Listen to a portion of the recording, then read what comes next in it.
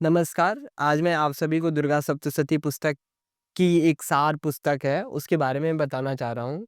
ये जो दुर्गा सप्तशती पुस्तक है, ये मुझे काफ़ी प्रिय है और मुझे भगवद गीता भी काफ़ी प्रिय है। भगवद गीता में भी 700 श्लोक है और दुर्गा सप्तशती में भी 700 श्लोक है। और जो दुर्गा सप्तशती है, वो मार्कंडेय पुराण से लिया गया है, जिसकी रचना ऋषि मार्कंडेय ने की हुई है।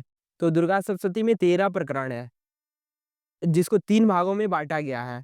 जो मनुष्य के जो 3 गुण हैं तमोगुण, सतोगुण, रजोगुण उस बारे में उसे बताया गया है। तो दुर्गा सप्तशती तो बहुत लोग पढ़ पाता है, बहुत लोग पढ़ते हैं, लेकिन दुर्गा सप्तशती को समझ के, उसे अपने जीवन में उतार के, अपने जीवन के जो दुःख है, हमारी जो कामनाएँ हैं, जो मोह है, जो लालच है हमारा, जो एंगर है, जो डिज़ायर्स है, जो हमारे भीतर डर है, उसको हम कैसे दूर करें ये नहीं समझ पाते हैं लोग। तो आचार्य प्रसाद ने दुर्गा सप्तशती लिखा हुआ है, उस पुस्तक को आप पढ़ के, दुर्गा सप्तशती को पढ़ के माँ दुर्गा की भक्ति में लीन होके आप अपने जो सारी समस्याएँ हैं जीवन की, उसको दूर कर सकते हैं।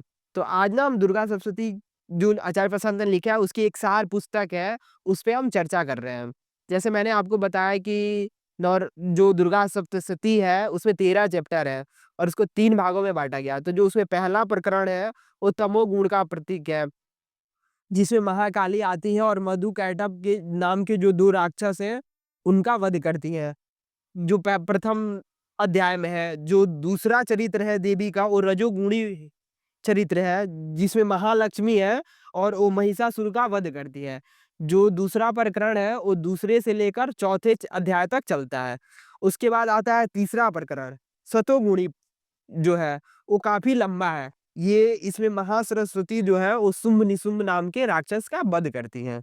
और ये चैप्टर हमारा शुरू होता है 5 से लेकर 13 तक।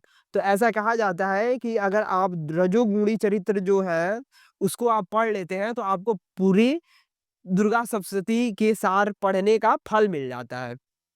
तो ये काफ़ी अच्छा चरित्र है और प्रथम चरित्र जो है तमोगुणी है।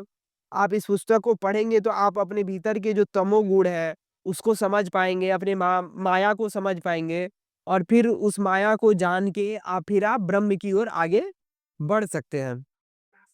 तो जैसे मैंने आपको बताया कि मुझे 2 ग्रंथ काफ़ी प्रिय हैं और दोनों ग्रंथ में 700 श्लोक हैं। तो जो ये है दुर्गा सप्तशती है, इसमें माता प्रकृति के बारे में बताया गया है।